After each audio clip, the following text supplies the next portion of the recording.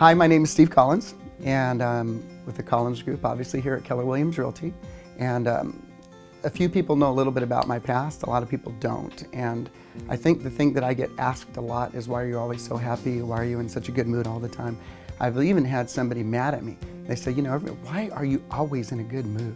And it's funny, perspective will do that to you. You know, it's just the perspective that you have on life. So the story began years and years ago, and I'll make it super short, and that was, my father was a decorated war hero in Vietnam, a helicopter pilot, you know, Purple Cross, Distinguished Flying Cross. And yet he married my mom, went to Vietnam, and when he came back, I was there, you know, so she got pregnant like on a honeymoon. So he came back to a family, and he came back really stressed out. And so not really having that father kind of figure, and then the one that was there was kind of brooding and overbearing. So I sought, as I was growing up, approval from, you know, my peers.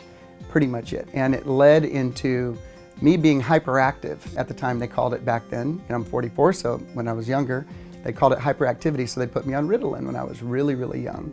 And so that made me not hungry. I never wanted to eat, so I was the skinniest, tiniest little kid at the school. And what I remember, some of my earliest thoughts about that was, why am I going to the doctor? What's wrong with me? Why am I not like other kids? Why am I not normal? And you know, why do I have to take something to make me normal? And so it was, you know, early thoughts of doubting myself, my self-image, and just thoughts about who I was as a person and what was wrong with me. Why couldn't everybody just be hyper and happy, you know? I was at a Catholic school at the time, and it was all nuns, and I was the disruptive force. I remember thinking to myself, something's wrong with me. Why do I have to take medicine to be normal? And my 6th grade year, I transferred to a public school, and it was during that time that, because I was the littlest, tiniest guy, I was like the bullseye for bullies. And so I got bullied and bullied and bullied. That's when I started using drugs, you know, to kind of fit in. I had been off the Ritalin, and while others were using drugs to kind of catch a buzz or feel good, it was like my self-medication. It allowed me to kind of just be at a normal state because I wasn't hyper anymore. And the problem with that is it became progressive and progressive and progressive, and it just kept getting worse and worse and worse. And my senior year in high school, I'd been dating for about 2 years, my girlfriend, and we discovered that she got pregnant. And so I got rebellious and told my parents, that's it, I'm gonna get married, I'm gonna have a family. And I was like a total idiot. I didn't know anything. I thought I knew everything. And so, you know, we, you know, picked up a license at the courthouse, and we tried to go this thing. And because of my drug use, it kept getting worse and worse. And I remember during that time feeling elated that there was a child coming into the world, and at the same time feeling this incredible sense of dread that I honestly didn't, you know, I knew I couldn't stop using drugs at that time. And so I had this horrible dichotomy going on where I wanted to be this great father and husband, but I couldn't because I had this addiction that was just an unbreakable thing. And it wound up with terrible fights over the year. She ended up separating from me and getting pregnant from another guy, and I wound up in the state hospital here in San Antonio, Texas, in a place called Goyens Hall. And it was during that time, it was the lowest of the lowest of the low. She had disappeared, my daughter was gone, I didn't know where they were. I knew she was pregnant from some other guy, and you know, it sent me divorce papers, and here I am locked up in the state hospital.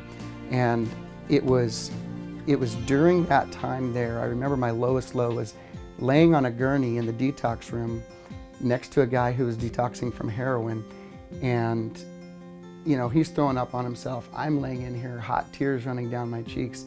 And the sense that I have is, you're a worthless human being. You are a liability to everybody. You're a horrible father. You're a horrible son. You're a horrible husband. You're a horrible human being. You're worthless to society. I mean, you have no redeeming value at all. And I remember owning this and just crying hot tears because I thought, I'm more of a benefit to my parents dead because maybe at least I'll have insurance money, and I didn't want to live.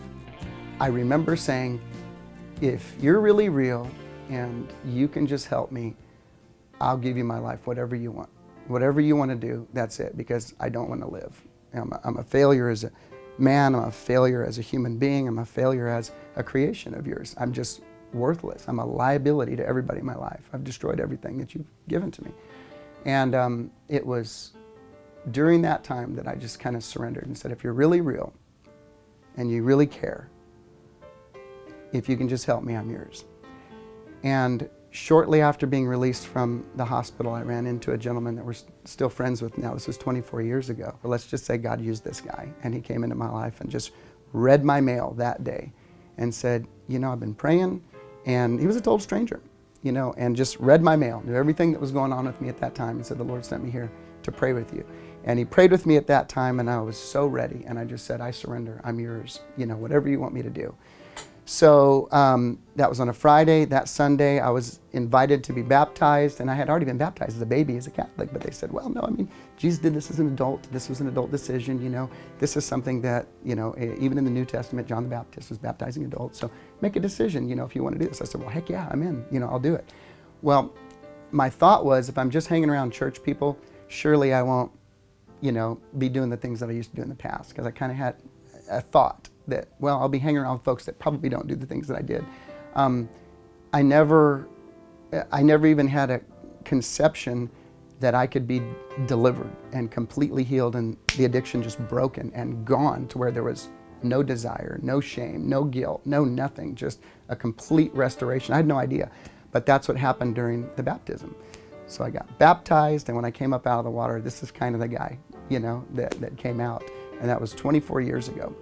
So that began a journey of me pausing and my coaching, I guess you could say my initial coaching. So I have this one coaching manual. It's really cool. It's been around for a couple thousand years. And I've got the voice of this coach that will give me direction from time to time in choices that I make. And most of the choices that I have made have not been because I'm smart or because I'm so experienced or knowledgeable. It's because I've taken time to pause and ask, what do you want me to do? Where should I go? What should I do? Because that agreement I made laying in that gurney in the state hospital guides me every day, which is, if you just help me, I'm yours forever. Whatever you want me to do, I'm going to do it. And that led me to starting a Bible study years ago. And I felt impressed strongly to just reach out to the top agents in San Antonio, and Craig Owen and I had an opportunity to meet and visit, spend some time together, and we did that for a couple of years. And that's when he was going to be coming on board as a team leader, so we had a conversation. He says, why don't you come by over here and with Keller Williams? And I said, absolutely, I'll do that. I noticed that when I got to Keller Williams, the values were God, family, and business. And what I recognized is that, you know, that's kind of like saying, spend less than you make. That's kind of like saying, burn more calories than you take in. I mean, in theory, it's perfect and brilliant. And for the most part, I observed it to be rhetoric, where it was just, you know, it was a neat saying. So the last 12 to 13, last 10 years here, I've really purposed to make that real for me. And having a family now, having 7 children, being married to Angela will be 18 years, the ability to do that has been and will be an ongoing challenge. But the fact that I am connected to a company who says from the owner, here's our value system. This is the guidance that Gary Keller's put out there. Here it is. And I know that can mean a lot of things for a lot of people. And I'm like, totally cool with that. Everybody's got their own way of approaching that. My way is very simple, is what do you want me to do today, Lord? How should I go about this? What are we doing today, Dad? You know, what are we going to do today? And living that adventure and following the path of what I feel like is my shepherd's voice and being led in that direction. And then when business and family come up as a challenge, I just speak it. I just go, my values are God, family, and business, so I'm going to choose family. And, you know, I think when all the kids are grown and gone, then I may be a real formidable force in the real estate industry. But for right now, it's number 3 on my priority scale. And living it out is challenging, you know, because to put them first feels like I'm being a bad business person. Or to invest energy and time and effort in God and the family means I'm not investing what I could invest over here. But ultimately, I didn't say, if you can help me, I'll be the best realtor I can be. I said, you know, I'll do whatever you want me to do. And that's pretty much my story. You know, I'm very grateful and thankful for the opportunity to be a part of a culture where we don't have to hide our light under a basket. You know, we can be who we are, and it's celebrated. It's not tolerated. And having a heart for everybody in this company to see them become better has been very motivating to me. I've been able to expand beyond my family and really focus on doing what I can to give back to the company, whatever I may have. Whatever good is there, I'm happy to share as much as I can. And that's the story of me.